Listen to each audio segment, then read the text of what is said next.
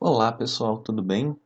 Na aula de hoje nós vamos continuar o assunto tipos de neurotransmissores encontrados no sistema nervoso central e dessa vez nós vamos falar dos neurotransmissores que nós chamamos de catecolaminas. Bom, e quem são esses neurotransmissores que nós chamamos de catecolaminas? São a noradrenalina, a adrenalina, a dopamina e a serotonina. Por que esses neurotransmissores são chamados de catecolaminas? Eles são chamados de catecolaminas porque eles têm uma estrutura comum entre eles. E qual que é? Eles apresentam um grupamento aromático, né, e duas hidroxilas aqui nessa região do grupamento aromático. Exceto a serotonina que não apresenta, certo? Mas ainda assim ela também é classificada como uma catecolamina. Por que esses neurotransmissores são chamados de catecolaminas? Porque eles apresentam um anel aromático, né, que nós podemos ver aqui, o anel aromático, e duas hidroxilas ligadas a esse anel aromático. A exceção a isso é a serotonina, que não apresenta essas duas hidroxilas, mas ainda assim ela é classificada dentro desse grupo como uma catecolamina. No sistema nervoso central, nós encontramos principalmente a noradrenalina e não encontramos tanta adrenalina, né? E por isso nós vamos falar então um pouquinho das vias noradrenérgicas que ocorrem no sistema nervoso central. O principal local produtor de noradrenalina no sistema nervoso central é essa região aqui que eu estou apontando para vocês com o mouse, chamada locus ceruleus. Essa região aqui é uma região responsável por controlar o tônus noradrenérgico em todo o sistema nervoso, né? Tanto no sistema nervoso central quanto no sistema nervoso autônomo. A formação reticular presente aqui na medula tem também neurônios noradrenérgicos, né? E também nós temos uma grande quantidade de neurônios noradrenérgicos no tálamo, que é a principal região estimulante, né, que ativa o cérebro, no hipocampo, no hipotálamo, na amígdala, no septo hipocampal. Esse grande feixe de neurônios noradrenérgicos aqui, ele pega todo o cérebro. Quanto mais vermelho, significa que maior a quantidade de noradrenalina produzida nessa região. Então, os locais aí de grande concentração são o sistema límbico, né, que é o sistema emocional, a amígdala, que é uma zona relacionada ao medo, né, uma região também relacionada ao medo, o hipocampo, que é uma zona relacionada à formação da memória, o locus ceruleus, que é então o local que exerce o controle do tônus noradrenérgico no nosso sistema nervoso central. Quais são as ações que a noradrenalina faz, né, ela executa dentro do nosso sistema nervoso central? O primeiro é o sistema de vigília e alerta. A noradrenalina é responsável por nos manter acordados, né? Ela também é responsável pela regulação do humor. A falta de noradrenalina pode produzir depressão e seu excesso está relacionado à produção e geração de ansiedade. Também está regulada a regulação da pressão nos vasos sanguíneos. A noradrenalina, quando ela atua nos receptores alfa-1 presentes nos vasos sanguíneos, ela é um potente vasoconstritor. E ela também exerce algum efeito regulador sobre o apetite. A presença de noradrenalina diminui o apetite, o apetite do indivíduo, né? Quais são os tipos de receptores noradrenérgicos que nós encontramos no cérebro? Nós encontramos todos os receptores noradrenérgicos no cérebro que nós conhecemos até hoje, né? É, Tanto os receptores alfa, tanto os receptores alfa-1 quanto os receptores alfa-2, e no caso dos receptores beta, encontramos os receptores beta-1, beta-2 e beta-3. E aqui então eu gostaria de mostrar para vocês como que é a via noradrenérgica, como que ocorre a formação da noradrenalina no nosso cérebro, a sua liberação, os seus mecanismos de retirada e regulação dentro da sinapse noradrenérgica no cérebro. Bom, pessoal, então, né, Nós temos aqui um receptor, um neurônio pré-sináptico que libera a noradrenalina, e aqui nós temos um neurônio pós-sináptico, né, mais especificamente os dendritos do corpo celular do neurônio pós-sináptico, né, e esses dendritos são muito povoados de receptores alfa-1 e beta-adrenérgicos, né, pela sua extensão. Cada local vai ter mais um receptor ou outro, né? E aqui nós temos uma legendinha aqui do lado para você não se perder. Bom, nós sabemos que o aminoácido que dá origem à noradrenalina é a tirosina. E o que é a tirosina? Então, ela é captada pelo neurônio, né? E dentro do neurônio, o que que acontece com a tirosina? Ela é biotransformada através de ações enzimáticas a noradrenalina. Contudo, pessoal, não é apenas uma enzima que vai converter a tirosina em noradrenalina. Na realidade, é um conjunto de reações. Primeiramente, a tirosina sofre a ação de uma enzima chamada tirosina hidroxilase. Ela é convertida num metabólito intermediário chamado DOPA. Depois, a tirosina ela vai sofrer a ação de uma enzima, a tirosina não, a DOPA vai sofrer a ação de uma enzima chamada DOPA descarboxilase. Então, ela vai ser convertida no neurotransmissor chamado dopamina. E aí, a dopamina vai sofrer a ação da dopamina beta-hidroxilase, onde então ela vai ser convertida a noradrenalina. Como que se dá a produção da adrenalina? Como eu disse para vocês, a adrenalina ela não é produzida em grandes quantidades no cérebro. O local onde a adrenalina é produzido efetivamente é a medula da glândula suprarrenal, né? O maior local de produção de adrenalina do nosso corpo, né? E a produção da adrenalina, então, ela ocorre na medula da glândula suprarrenal principalmente, através de uma enzima chamada feniletanolamina N-metiltransferase, né? Que converte a noradrenalina em adrenalina. Geralmente a adrenalina ela é liberada na circulação, né, e ela interage com os receptores de todo o nosso organismo, né, o que é uma exceção aos neurotransmissores, porque geralmente os neurotransmissores são liberados muito próximos aos seus locais de ação.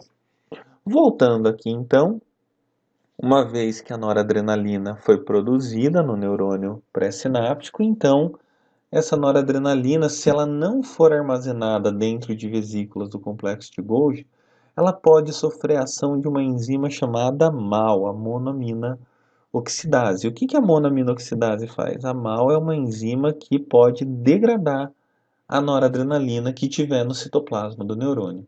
Então, ela é uma enzima que degrada o excesso de noradrenalina que não tiver devidamente armazenada nas vesículas do complexo de Golgi.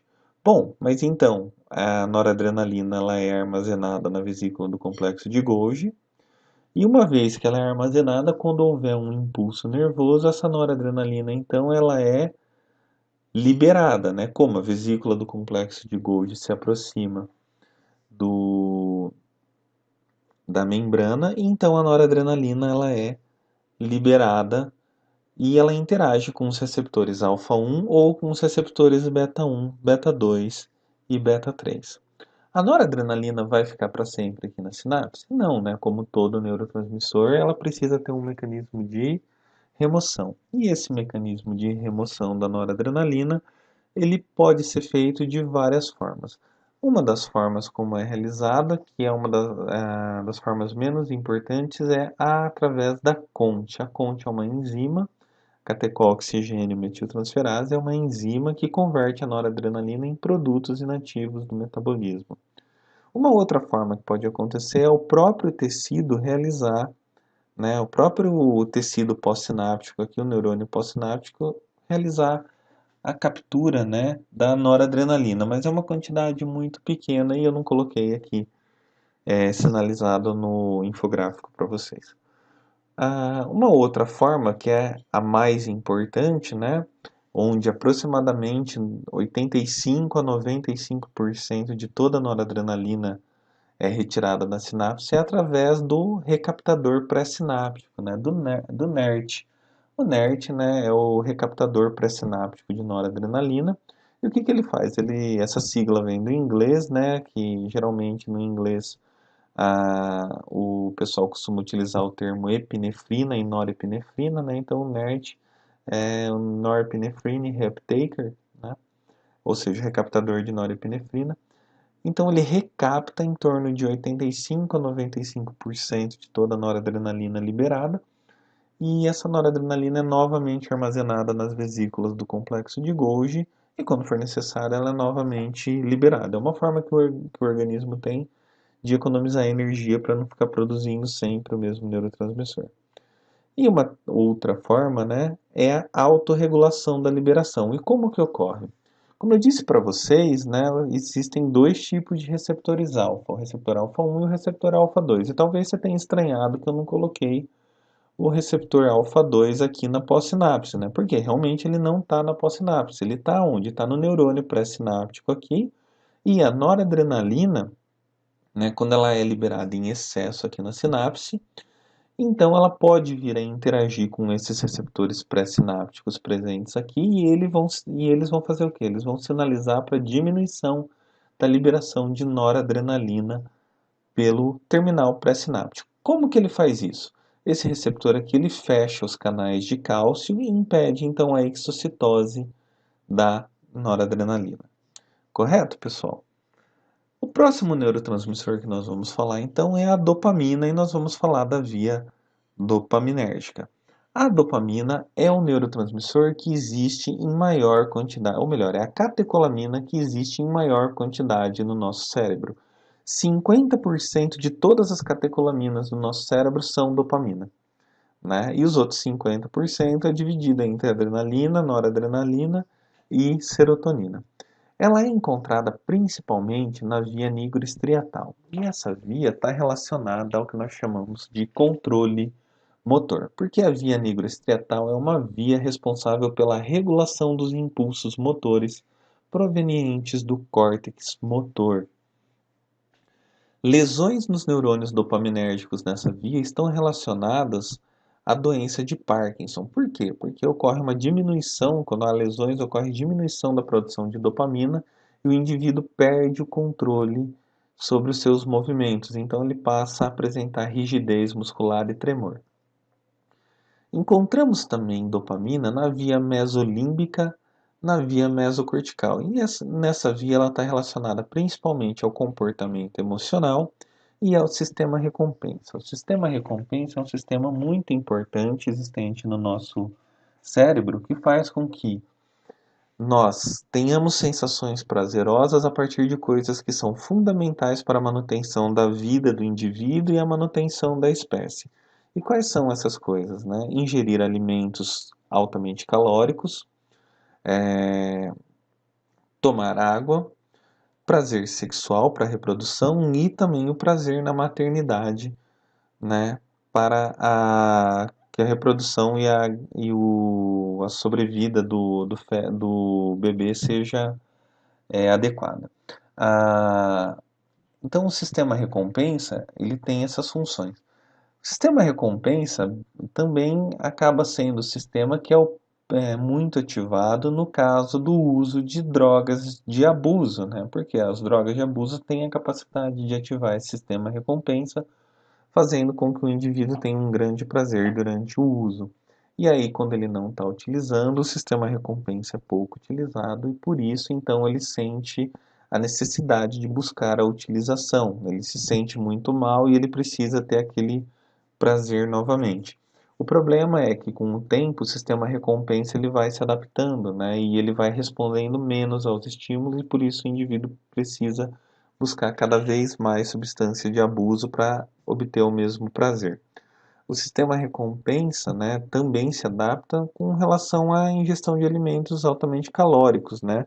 Ele vai se adaptando e, consequentemente, ele vai diminuindo a sua ativação. E aí, o que o indivíduo faz? Ingere cada vez mais calorias para ter a mesma sensação de recompensa. Encontramos também dopamina nos neurônios tubero-hipofisários, né, que estão relacionados ao controle endócrino, né, principalmente ao controle endócrino aí da liberação de prolactina. A dopamina exerce um efeito modulador na liberação de prolactina, né? Como ela impede a liberação da prolactina. E também vamos encontrar dopamina numa zona chamada zona de gatilho quimiorreceptora do vômito, onde a presença de dopamina lá produz a emese, produz o vômito. Muito bem, então aqui, né, apesar de não parecer, né, mas lembrando, a dopamina também, ela é a catecolamina que tem uma concentração de 50% de todas as catecolaminas presentes no nosso cérebro, né? E os principais locais aqui, então, são a substância nigra, passando pelo tálamo até o estriado, a via mesolímbica mesocortical, né, que pega principalmente a parte frontal aqui do nosso cérebro, a via tubero-hipofisária, né, que é essa via aqui que está relacionada à hipófise e o hipotálamo, certo? Onde nós encontramos aí grande quantidade de dopamina. Quais são os receptores de dopamina?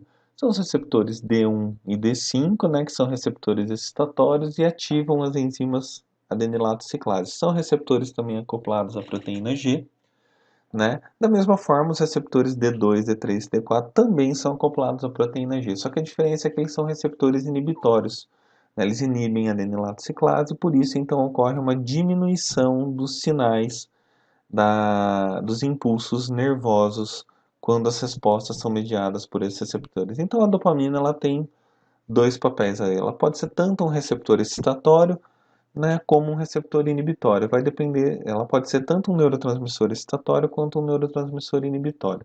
Vai depender do tipo de receptor que ela atua. O que já é uma diferença em relação aos outros neurotransmissores que nós estudamos até agora, né? Como o glutamato, o GABA e a noradrenalina, né? Porque o glutamato e o GABA são somente, ou melhor, o glutamato e a noradrenalina são somente excitatórios, enquanto o GABA é somente inibitório. Bom, e aqui nós temos então um esquema de uma sinapse dopaminérgica, onde nós temos um neurônio pré-sináptico, né? Esse neurônio pré-sináptico é produtor de dopamina. Nós temos um neurônio pós-sináptico, onde nós podemos encontrar os receptores de dopamina. E aqui nós temos uma legenda aqui do lado para você não se perder. Somente lembrando, né, a dopamina é produzida a partir da tirosina da mesma forma que a noradrenalina. Então eu não vou passar novamente aquela animação onde tem a produção, as etapas onde ocorre a produção da noradrenalina, da dopamina e da adrenalina. Então eu já vou direto aqui, já vou mostrar para vocês a tirosina, que é um aminoácido precursor. E a tirosina entra no neurônio e depois de passar por toda aquela cascata enzimática que eu mostrei para vocês, então ocorre a produção da dopamina. Da mesma forma que a noradrenalina, a dopamina também precisa ser armazenada nas vesículas do complexo de Golgi, porque senão ela pode vir a sofrer a ação da monoaminoxidase, e mais especificamente, né, a monoaminoxidase do subtipo B, né, que é a que tem mais afinidade pela dopamina. Uma vez que ela é armazenada nas vesículas do complexo de Golgi, então, e tem um impulso nervoso, essa dopamina ela é liberada. E quando ela é liberada, o que vai acontecer? Ela vai interagir com os receptores D1 e D5 presentes no corpo celular dos neurônios pós-sinápticos. Dopamina vai ficar para sempre? Não, a Conte também é responsável pela retirada dela. Também pode haver um pouco de captura pelo neurônio pós-sináptico. A maior parte dela também sofre recaptura através do transportador de dopamina, no caso aqui é o DERT. E a dopamina também pode atuar em neurônios pré-sinápticos, né, nos receptores D2 presentes nos neurônios pré-sinápticos. Da mesma forma que o receptor alfa-2, vai haver uma redução na liberação da dopamina, porque os receptores D2 eles vão diminuir o fluxo de cálcio, então não tem a exocitose no neurotransmissor. Bom, então somente para revisar, as principais ações da dopamina são o sistema de vigília e alerta, regulação do humor, emoções, comportamentos estereotípicos, controle motor, inibição da secreção de prolactina. O último neurotransmissor dessa aula é a serotonina, e nós vamos falar então da via serotoninérgica. E a via serotoninérgica, né, é uma via onde a gente tem vários locais que nós podemos encontrar a serotonina. A serotonina é um neurotransmissor amplamente distribuído pelo nosso cérebro. Volto a lembrar, né, que às vezes olhando essa imagem você tem a impressão que tem mais serotonina do que e noradrenalina do que dopamina no cérebro, se você olhar a imagem anterior. Mas na realidade a serotonina existe em menor concentração. A principal região onde nós encontramos serotonina é essa região aqui que é o núcleo magno da RAF. Nós temos aqui as células gigantes celulares que são responsáveis pela produção de serotonina. A serotonina é um neurotransmissor muito importante nessa região que nós chamamos de região límbica, que envolve o tálamo, o hipotálamo, o hipocampo, né, a hipófise. Essa região aqui é a principal região de controle emocional. Ela também é importante na medula espinhal, porque a liberação de serotonina na medula espinhal aumenta a liberação de opioides, que são os analgésicos naturais do nosso corpo.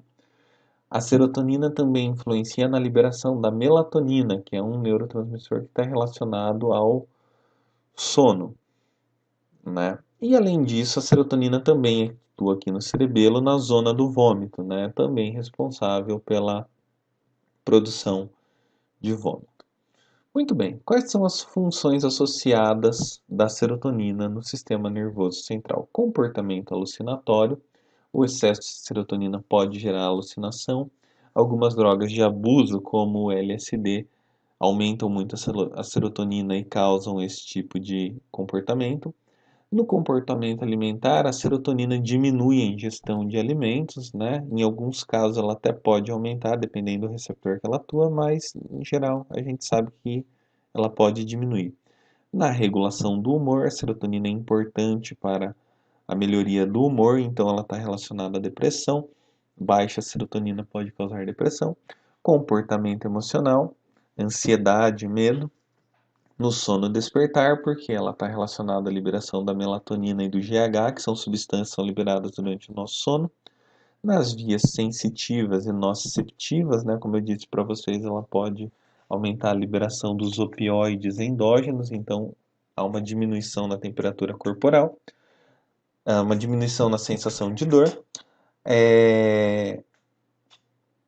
Também está relacionada à temperatura corporal, porque a serotonina pode estimular a produção de enzimas inflamatórias. E como eu disse, né, no cerebelo está relacionada ao vômito. Fora do sistema nervoso central, a serotonina também tem algumas funções, né? No sistema nervoso periférico e nos órgãos periféricos. Nós sabemos que ela pode ajudar na regeneração hepática, na regulação do sistema vascular, ela tem ação vasoconstritora, né? E aí então temos vários medicamentos que são utilizados aí para a enxaqueca, né? Devido a essa ação vasoconstritora da serotonina, vários medicamentos que imitam o efeito da serotonina são utilizados, como o zomitriptano, o sumatriptano, o naratriptano. Também pode aumentar a frequência cardíaca, pode aumentar a liberação do GH, do hormônio do crescimento, e diminuir a liberação da secreção gástrica. Quais são os receptores de serotonina? Bom, aqui nós temos muitos receptores para falar. Existem alguns autores que dizem que existem 7 famílias de receptores de serotonina, outros trabalham com 6 famílias de receptores de serotonina.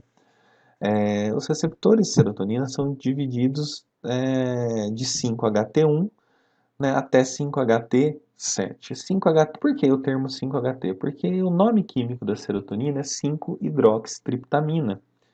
Né? Então a gente abrevia a serotonina sempre como 5-HT. E os receptores, então, são os receptores 5-HT. Né? 5-HT1, 5-HT2 até o 5-HT7 aqui.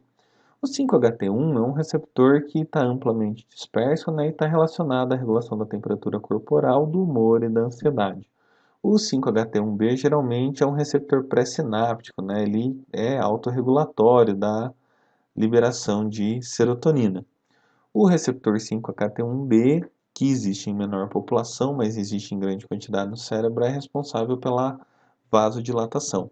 Não existe receptor 5-HT2C porque houve um erro na identificação da 5-HT1C, houve um erro porque inicialmente quando ele foi identificado pensou-se que ele era da família 5-HT1 e na realidade ele é um receptor 5-HT2, né? Ele é mais parecido com os receptores 5-HT2. Os receptores 5-HT1 e F têm suas ações ainda pouco documentadas. Os receptores 5-HT2, né, principalmente o 5-HT2A, a gente sabe que é importante na liberação da aldosterona. Também pode exercer broncoconstrição e contração da musculatura lisa traqueal. E o receptor 5-HT2C, que primeiramente foi classificado como 5-HT1C, mas depois foi modificado, está relacionado à diminuição da liberação de dopamina, ao aumento do apetite e produz algumas respostas ao estresse e à ansiedade.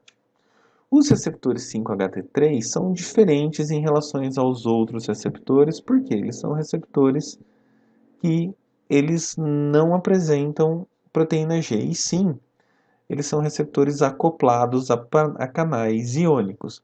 Esses receptores, então, eles estão presentes unicamente na zona quimodeflagadora do vômito, e quando a serotonina atua lá, então ocorre a produção de vômito. Os receptores 5-HT4, 5, 6 e 7 são pouco explorados e por isso nós não vamos falar tanto deles nessa aula. E para finalizar, então, nós vamos falar da transmissão da serotonina, né, da via serotoninérgica, da mesma forma que nós falamos da adrenalina, da noradrenalina, do glutamato, nós vamos falar aqui da via serotoninérgica. Dessa vez, o aminoácido responsável pela produção de serotonina é o triptofano, né? Então, o triptofano ele permeia aqui o neurônio pré-sináptico e aqui dentro ele vai sofrer uma cascata de reações intracelulares, né? E o que vai acontecer com o triptofano aqui? Bom, primeiro, né, ele vai sofrer a ação de uma hidroxilase que vai converter ele em 5-hidroxitriptofano. Depois, o triptofano vai sofrer a ação de uma descarboxilase, né? E aí ele vai ser convertido na serotonina, na 5-hidroxitriptamina.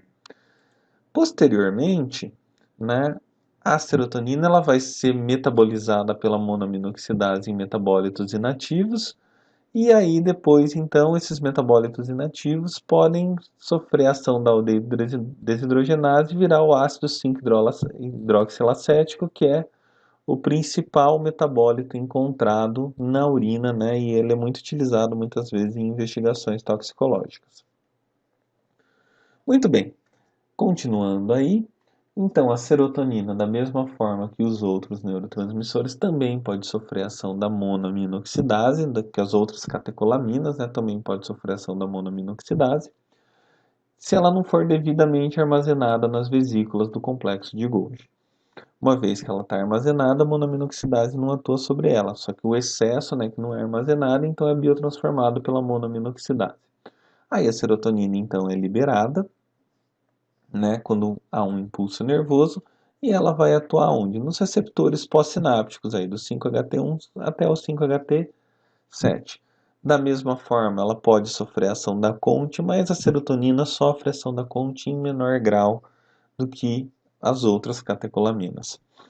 Também pode sofrer a recaptação a captura através do neurônio pós-sináptico, também em grau muito pequeno. E uma grande parte da serotonina é novamente recaptada e rearmazenada. Esse ponto aqui é um ponto muito importante de nós falarmos, por quê? Porque essa recaptura da serotonina, por esse recaptador pré-sináptico chamado SERT, né, o Serotonin Reuptaker, do inglês, é de extrema importância quando nós falamos na terapia antidepressiva, porque a maioria das drogas antidepressivas atuam nesse recaptador, no SERT. O que eles fazem? O que as drogas antidepressivas fazem, né?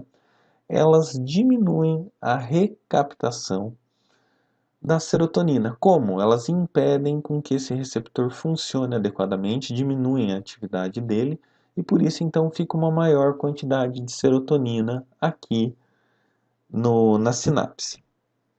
Tá? Da mesma forma, essas drogas antidepressivas, algumas delas também vão atuar lá no recaptador de noradrenalina também. E aí o último mecanismo, então, é o mecanismo autoinibitório, né, através de alguns receptores 5-HT1 e 5-HT2 que são encontrados aí no neurônio pré-sináptico. Muito bem, espero que vocês tenham gostado da aula. Obrigado por assistir ao vídeo. Se gostou, dê um curtir aí, se inscreve no nosso canal. Se você não gostou, comenta aí o que você não gostou para que na próxima a gente possa melhorar. Muito obrigado.